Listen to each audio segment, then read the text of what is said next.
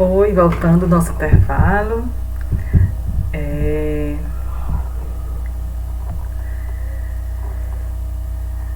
Vamos dar continuidade, né, ao nosso estudo da NR32. Gente, nós estamos trabalhando os termos muito específicos da área médica. Então, só para que a gente possa entender. Então, o que vem a ser quimioterapia, né?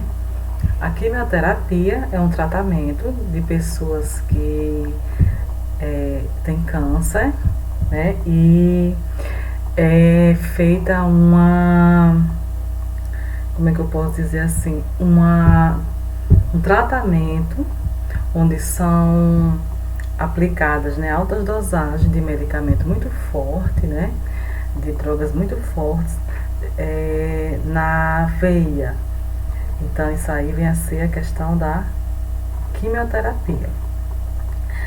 A radioterapia é um tipo também de tratamento do câncer, quando ele está mais avançado e em determinadas regiões do corpo, onde é feita a emissão, né, de material radioativo para que ele possa provocar a destruição das células negativas, né, das células doentes, que a gente vai chamar de neoplasias, né, do organismo. Existe um tipo mais específico da quimioterapia, que é a braquiterapia.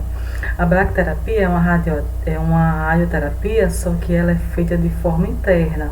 Ela é feita de forma mais isolada, vamos dizer. Ela pode ser feita na próstata, então ela é interna, onde é feita a aplicação da radiação, porém de forma, vamos dizer, mais controlada.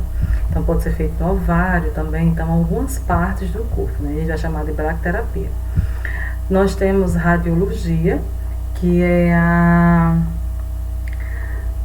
quando se quer obter imagens através de equipamentos de raio-x.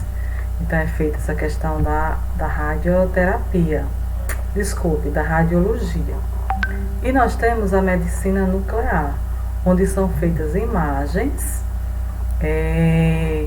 de partes internas do corpo.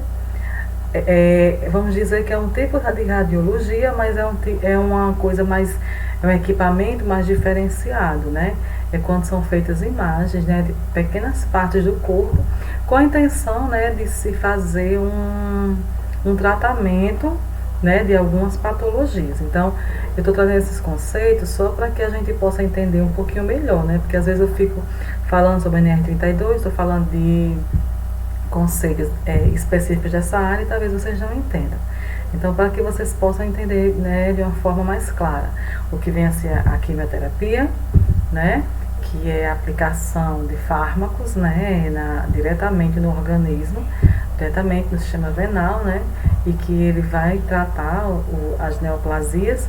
Também temos a radioterapia, que é feita, né, a aplicação de doses, né, de radiação não ionizante, de radiação ionizante, e é um tratamento bem assim, bem forte, né, que traz muitos efeitos colaterais, porque a radiação ela destrói as células neoplásicas, mas também destrói as células, né, que são sadias, né, que são boas para o nosso corpo. E tem a braquiterapia, que é um tipo de radioterapia que é feita de forma interna. E tem a medicina nuclear e a radiologia. A radiologia, quando é feita a questão do uso do raio-x, né? E são feitas imagens de parte do corpo. E a medicina nuclear é uma captação de imagens, né?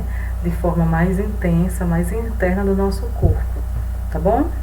Bem, continuando aqui na NR32, nós vamos falar um pouquinho sobre a questão da braquiterapia.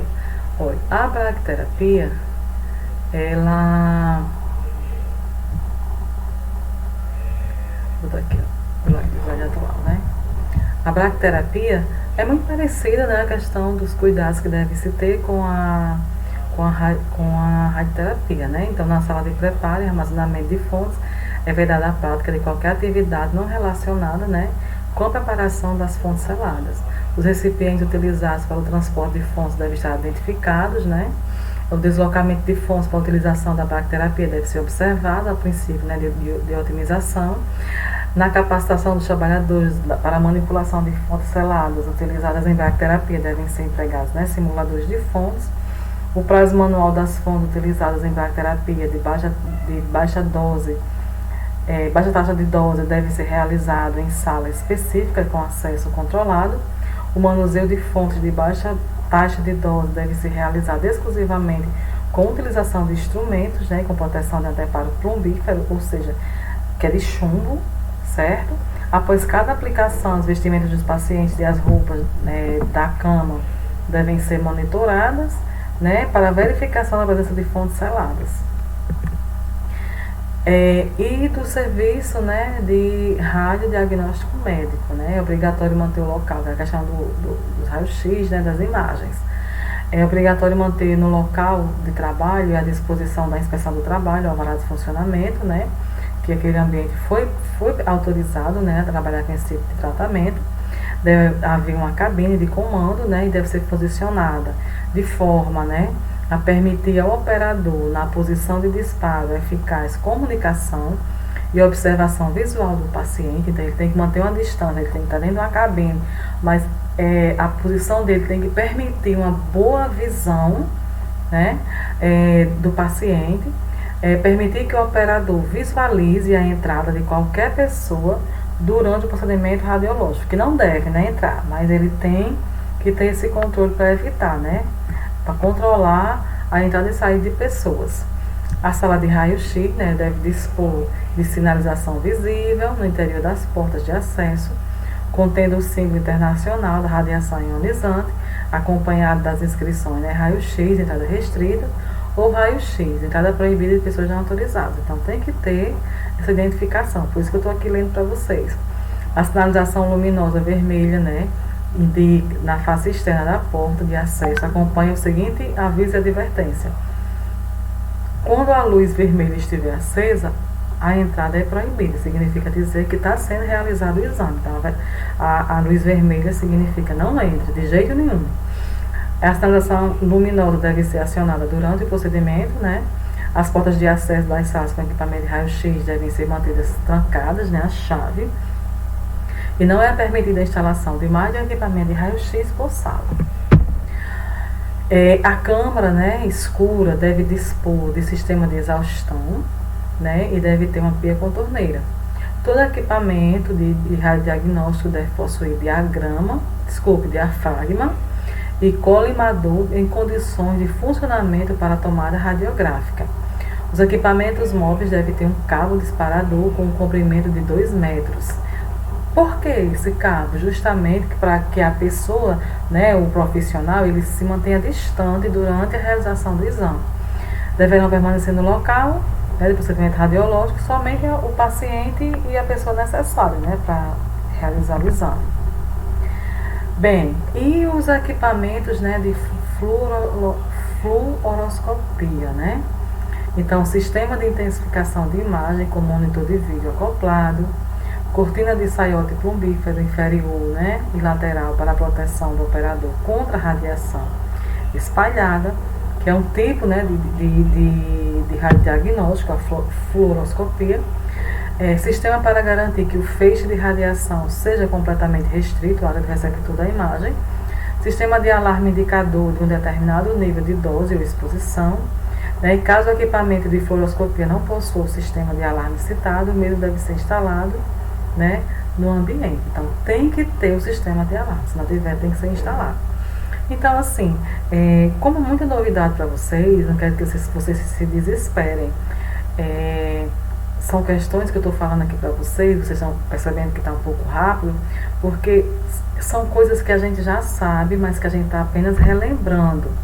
E que vocês, né, possam, pouco a pouco, ir se familiarizando, né, com esses termos que vão estar presentes nos ambientes de saúde, tá bom? Bem, do serviço de radiodiagnóstico odontológico, né, que é a questão do serviço de quando vai bater um raio-x, né, do dente. Então, é muito parecido, né, os sistemas do radiodiagnóstico com o raio-x. Então, na radiologia intraoral, todos os trabalhadores devem se manter afastados, né, do cabeçote do paciente, a uma distância de 2 metros. Quando vai ser feito o raio-x do dente, né, tanto o dentista quanto o seu assessor sai da sala. Nenhum trabalhador deve segurar o filme, né, durante a exposição. Por isso que às vezes pede pra gente, né, segura aqui, né, porque o trabalhador não deve estar exposto. Caso seja necessária a presença do trabalhador para assistir ao paciente, né, eles devem utilizar os EPIs. Para os procedimentos com equipamentos de radiografia extraoral deverão ser seguidos os mesmos requisitos, né, de radiodiagnóstico médico. Bem, gente, algo que é muito complexo, né, que gera muita polêmica nos serviços de saúde são os resíduos, né? Porque é uma fonte de contaminação muito grande. Então, em relação ao resíduo, deve existir o PGR, né, o Programa de Gerenciamento de Resíduos de Serviços de Saúde, que o pessoal chama PGR-SS, né, que é Programa de Gerenciamento de Resíduos de Serviços de Saúde. Então, em relação aos resíduos, né, o que é a NR32 ela fala pra gente? Cabe ao empregador, né, que é o responsável pelo hospital, pelo serviço de saúde, pela clínica, capacitar, né, treinar de forma continuada os trabalhadores, né, em relação como deve ser feita a segregação, né, que é a questão da separação, como deve ser feito o acondicionamento, né, e como deve ser feito o transporte desse resíduo. Tudo isso deve vir muito bem especificado no PGR-SS, né. Quais são os tipos de resíduos, né, que é a questão, as definições, como deve ser classificado esse resíduo, qual o potencial de risco desses resíduos, tudo isso tem no PGR, tá bom?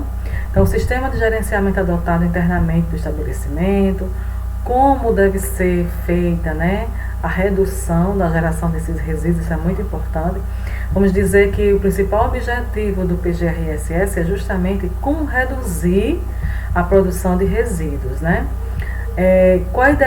Como deve ser o conhecimento, né, e as responsabilidades, as tarefas de cada um envolvido no processo de trabalho, como deve ser feito o reconhecimento, quais os símbolos devem ser utilizados, né, como deve ser feita a utilização dos veículos, como eu já falei, tem um carrinho específico, ele deve ter um suporte, né, com rodinhas para que a pessoa possa empurrar, deve ter o recipiente, que deve ser lacrado. O resíduo ele deve ser acondicionado em sacos, né, com suas cores específicas. Ele deve ser lacrado e colocado dentro desse recipiente para ele ser transportado para o depósito temporário. Desse depósito ele deve acontecer a coleta por uma empresa especializada, né, para dar a destinação final a esses resíduos. E também, né, no próprio documento deve ser feita, né, orientação quanto ao uso, né, dos APIs. E também são dadas algumas especificações na NR32, por exemplo, né? Os sacos plásticos utilizados no acondicionamento dos resíduos devem atender, né, o que a NBR fala. E algumas instruções são dadas na NR32, por exemplo, os sacos eles não podem ser cheios até o final, eles devem ser cheios apenas 2/3 de sua capacidade.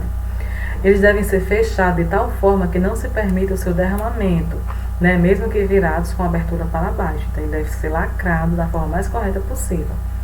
Eles devem ser retirados imediatamente do local de geração, né, após o preenchimento e fechamento, e devem ser mantidos íntegros até o tratamento ou a disposição final do resíduo. Bem, como deve ser feita, né, a segregação? A segregação do resíduo deve ser realizada no local onde são gerados, né? O que deve ser observado, né? Que sejam utilizados recipientes que atendam às normas, né, da ABNT, os recipientes estejam localizados próximos da fonte geradora, os recipientes sejam constituídos de material lavável, resistente à pontura, ruptura, vazamento, né, com tampa provida de sistema de abertura sem contato manual, com cantos arredondados e que sejam resistentes ao tombamento, né. Então, os recipientes, né, devem ser identificados e sinalizados segundo as normas da NR26 e da ABNT. Os recipientes existentes nas salas de cirurgia e de parto não necessitam de tampa para vedação. Para os recipientes destinados à coleta de material perfil cortante, o limite máximo de enchimento deve ser localizado, né, 5 centímetros abaixo do bocal. Então, assim, são algumas especificações que a gente tem que seguir, né, em relação à NR32. Então, isso aqui é algo que a gente vai aprendendo muito, né, no dia a dia, lidando com isso aqui, mas é importante que vocês tenham pelo menos o conhecimento prévio. Bem, o recipiente para acondicionamento, né, dos perfil cortantes deve ser mantido, né, em suporte exclusivo, já falei para vocês. O material perfil cortante tem que ser acondicionado num recipiente, que o pessoal chama de Scartex, né, que é específico para isso aí.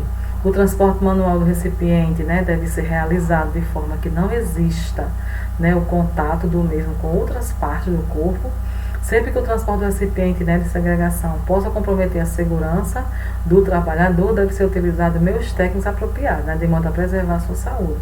A sala de armazenamento temporário, né, tem que seguir as seguintes, né, diretrizes: piso e paredes laváveis, tem que ter ralo, né, ponto de água, ponto de luz, deve ser bem ventilado, né, e a abertura dimensionada de forma a permitir a entrada dos recipientes de transporte. Deve ser mantida, né, limpa, né, a sala, né, o ambiente onde o material vai ser acondicionado. Deve ser mantida limpa, né, com o controle de vetores. Deve conter somente recipiente de coleta, não pode ter nada lá armazenado além disso. Deve ser utilizado apenas para os fins a que se destina, apenas para acondicionar temporariamente esses resíduos, e deve estar devidamente sinalizado e identificado, né, proibido o acesso e etc. E os transportes, né, como eu já falei para vocês, como ele deve ser, né, ele deve ser feito através de carros constituídos de material rígido, lavável, impermeável, provido de tampo, né, articulado ao próprio corpo do equipamento, né, em cães arredondados.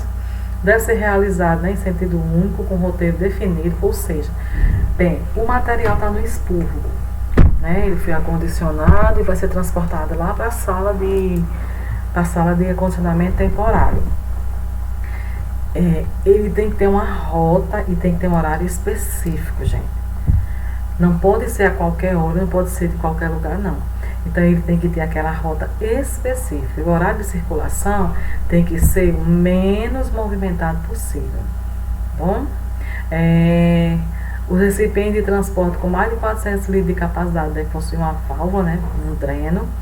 Todos os serviços de saúde devem existir local apropriado, né, para o armazenamento dos resíduos.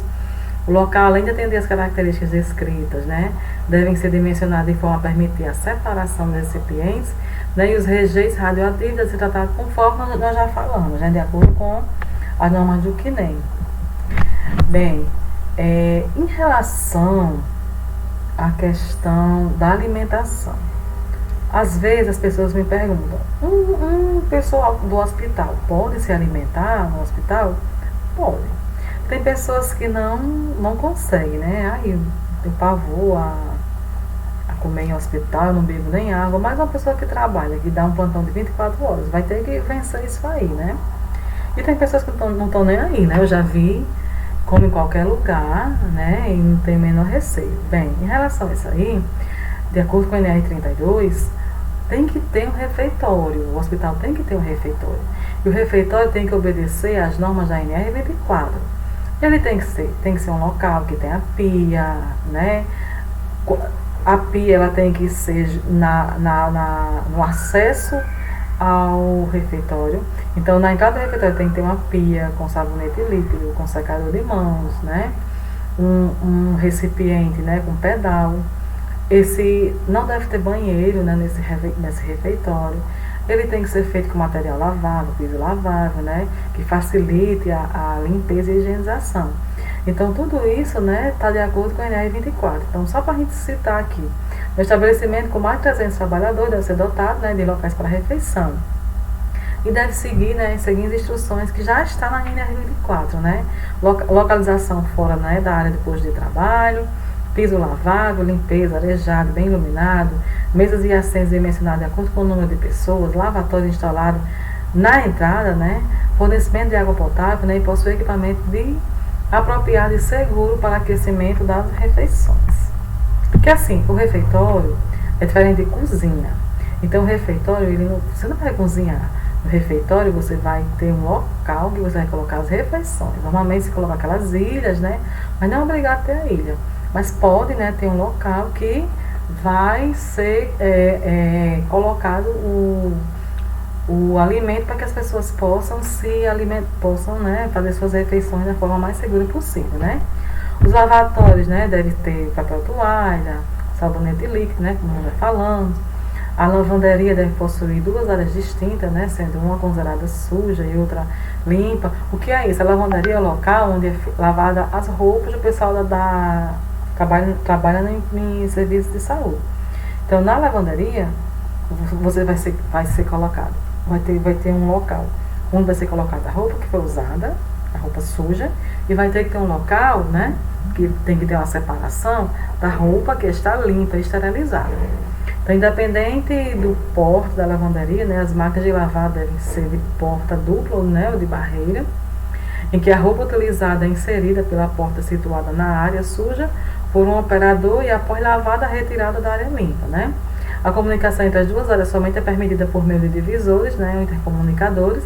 E a calandra, o que é a calandra? A calandra, gente, é uma máquina onde é feita a esterilização do material. O pessoal chama assim engomadeira, tá? A calandra, as pessoas chamam de engomadeira. Então, é uma máquina onde ela tem um rolo, e você vai colocar, né, as roupas e ela vai engomando, só que a temperatura é muito alta.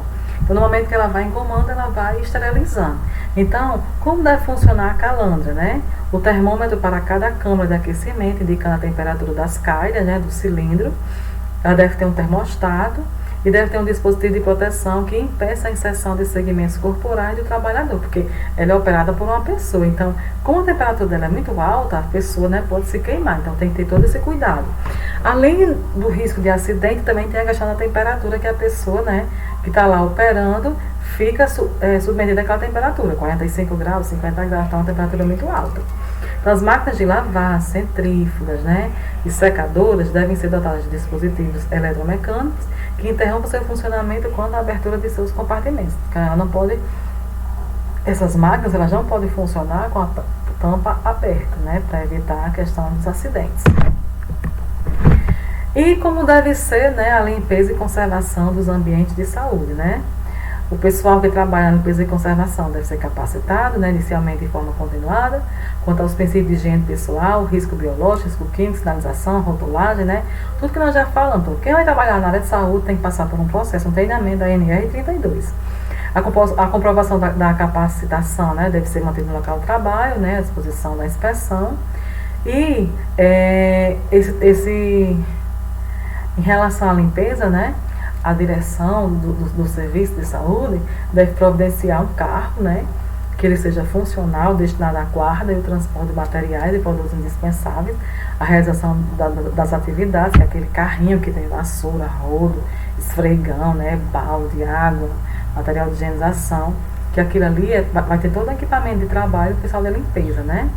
Então, ele também, né, deve providenciar materiais e utensílios de limpeza que preservam a integridade física do trabalhador, ou seja, equipamento de proteção, a bota, a luva, o respirador, né, a máscara. Então, tudo isso, o óculos, que é muito importante, né, para o pessoal da limpeza, né. Quem trabalha na limpeza, como os demais trabalhadores, né, não pode usar adornos e ele não pode varrer, né, as áreas internas para não subir a poeira, né? Então, sempre está limpando, lavando, umedecendo o local, né? As empresas de limpeza e conservação que atuam no serviço de saúde devem cumprir no mínimo, né, os dispostos nesses itens. Ou seja, às vezes o hospital ele terceiriza esse pessoal da limpeza. Então, esse pessoal da limpeza tem que seguir, mesmo sendo terceirizado, tem que seguir todas as normas da NR32, tá bom? E a manutenção, né, de máquinas e equipamentos, né? Os trabalhadores que realizam a manutenção, além de treinamento específico para a sua atividade, né, eles são capacitados para fazer isso aí, eles também devem ser submetidos à capacitação, né, de forma continuada, também, né, em relação à questão da NR32, alguns pontos, né, por exemplo, como deve ser a higiene pessoal, os riscos biológicos, né, os riscos químicos que ele vai estar exposto, ele deve entender, né, o pessoal da manutenção, tem que entender o que significa a sinalização, né, os rótulos, os EPIs e etc. Então, as empresas que prestam assistência técnica e manutenção também, né, deve estar ligadas, né? Então tem que seguir todos esses procedimentos, né? Então, todo equipamento deve ser submetido à prévia descontaminação, né? A manutenção do equipamento, ele não pode, né, oferecer risco à saúde do paciente, né, do trabalhador. As máquinas, né, e equipamentos devem ser utilizados de forma correta, deve ser feita a inspeção, né, a manutenção, né, e essa manutenção ela tem que ser registrada. O empregador ele tem que ter um cronograma de manutenção preventiva, gente. Serviço de saúde, tudo tem que funcionar em 100%. Então, todas essas máquinas que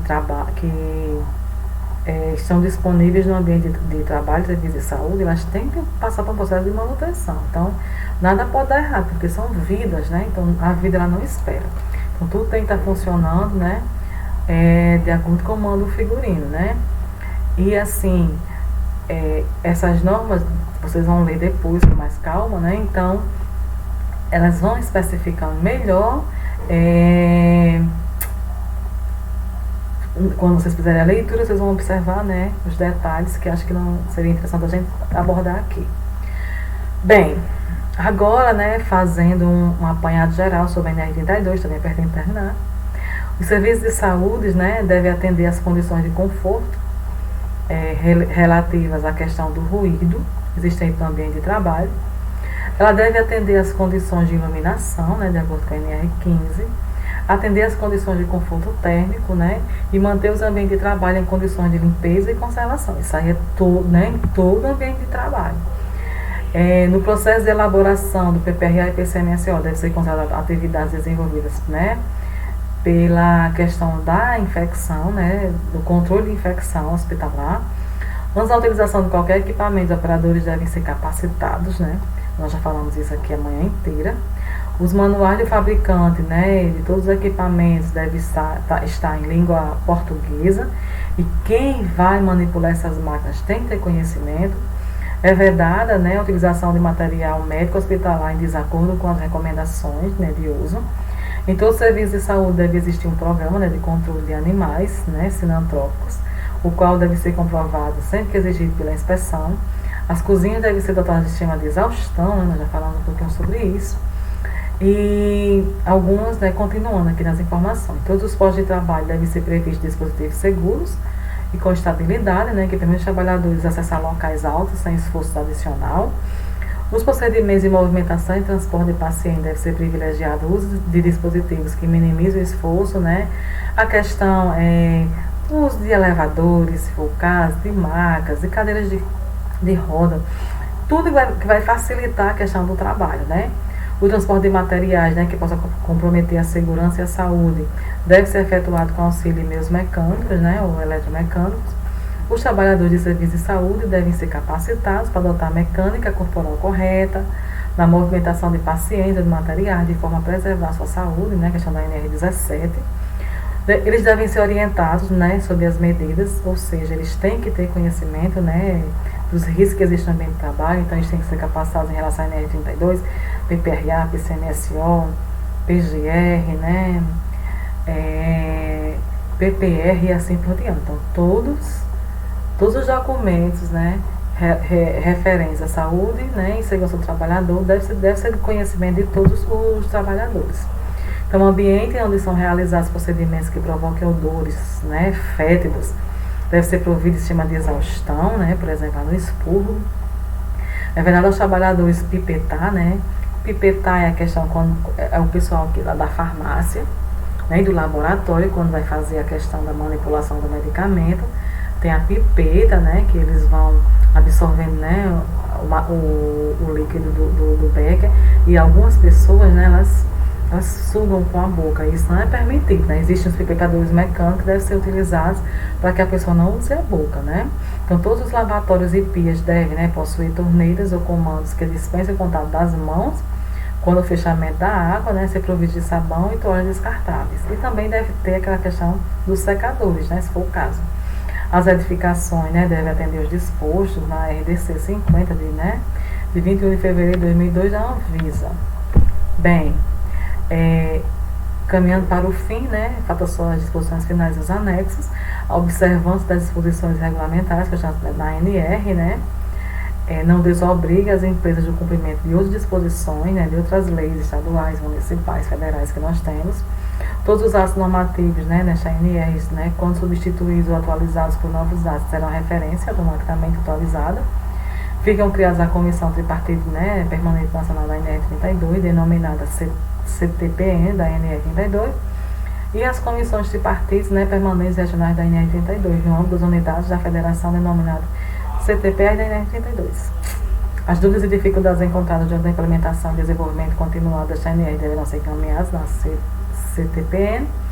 A responsabilidade é solidária entre contratantes e contratados, né, quanto ao cumprimento desta ANR. Então, isso é muito importante.